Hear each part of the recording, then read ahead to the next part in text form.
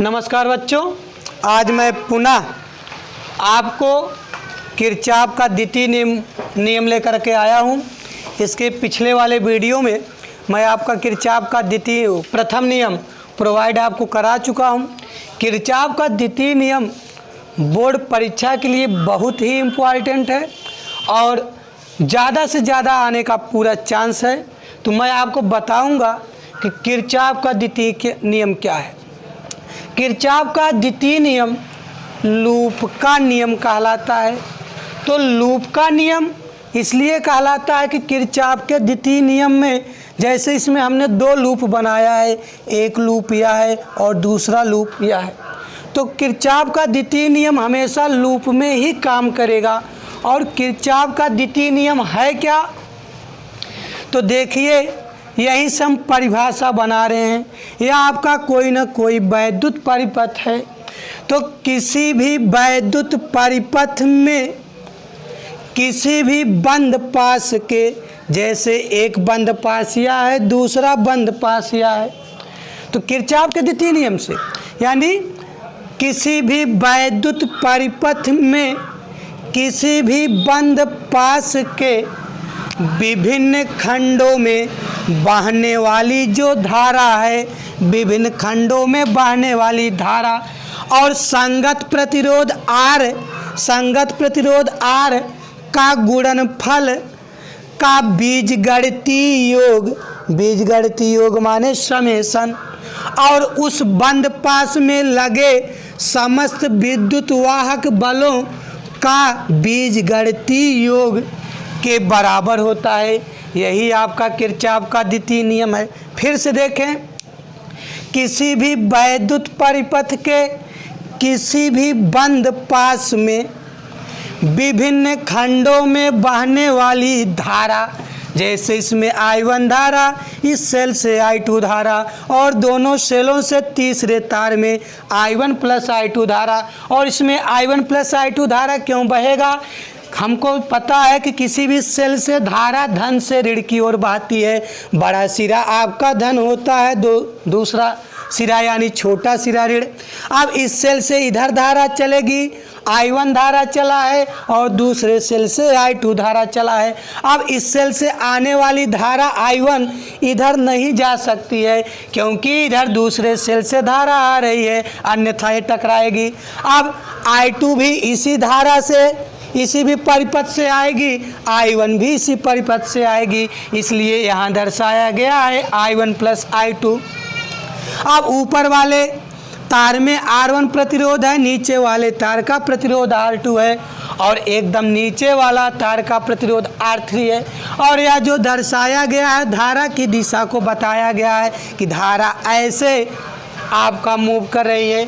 तो परिभाषा फिर से देखें, किसी भी वैद्युत परिपथ के किसी भी खंड में, देखिए फिर से, किसी भी वैद्युत परिपथ के किसी भी बंद पाश के विभिन्न खंडों में बहने वाली धारा I और संगत प्रतिरोध R का गुणनफल का जो बीजगणितीय योग होगा उस बंद पाश में लगे समस्त विद्युत वाहक बलों के बीजगणितीय योग के बराबर होता है।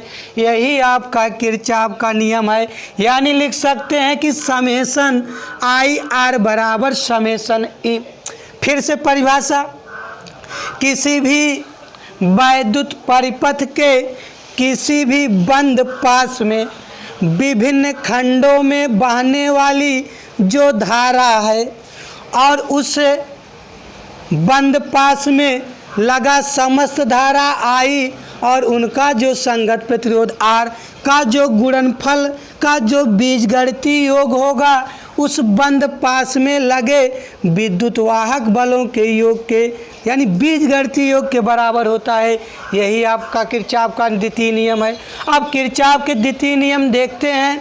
एक बार पहले बंद पाश में लगाएंगे कि किरचॉफ का द्वितीय नियम क्या होगा और एक बार देखेंगे कि दूसरे बंद पाश में आपका किरचॉफ का द्वितीय नियम क्या होगा। सबसे पहले देखते हैं बंद पाश एक के लिए बंद पास एक के लिए, तो बंद पास एक के लिए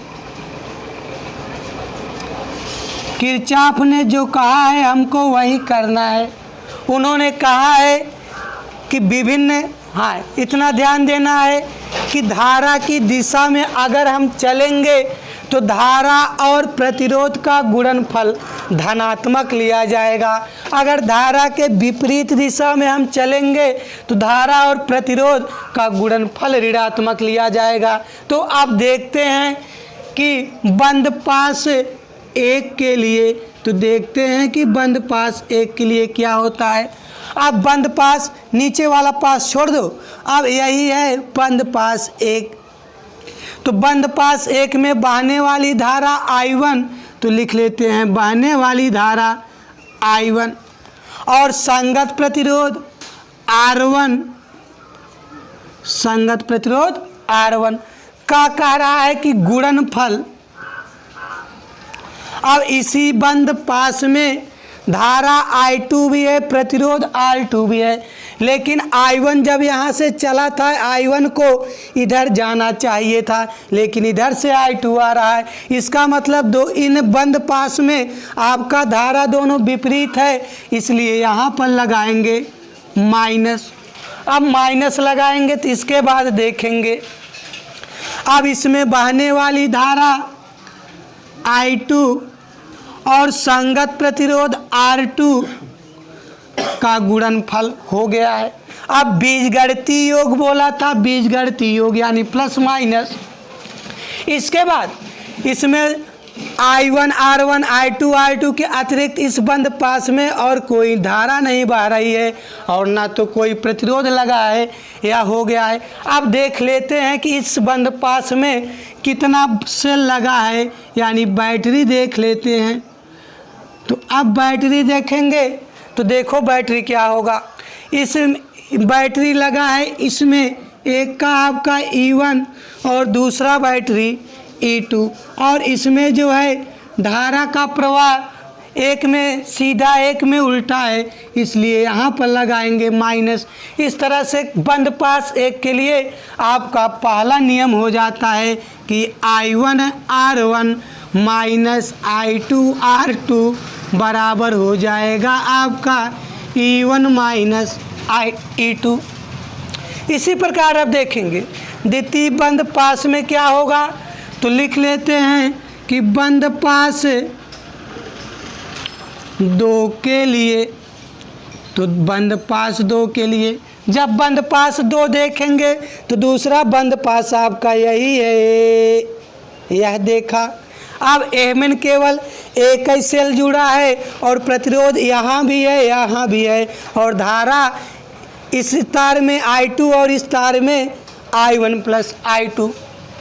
किरचॉफ का नियम है बहने वाली धारा और संगत प्रतिरोध का गुणनफल, बहने वाली धारा आपका I2, संगत प्रतिरोध क्या है R2।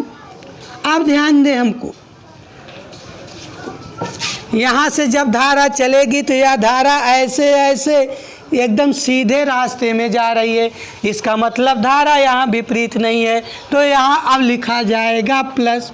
अब इसी में बहने वाली धारा I1 प्लस I2 है और संगत प्रतिरोध कितना है R3 का गुणनफल है। तो गुणनफल अब बता रहा है कि उस बंद पास में लगा समस्त विद्युत वाहक बल और इस बंद पास में एक ही विद्युत वाहक बल लगा है E2। अब इस तरह से यह आपका किरचॉफ का द्वितीय नियम हो जाता है। प्रथम बंद पास के लिए I1 R1 minus I2 R2 बराबर E1 माइनस E2 हो जाएगा।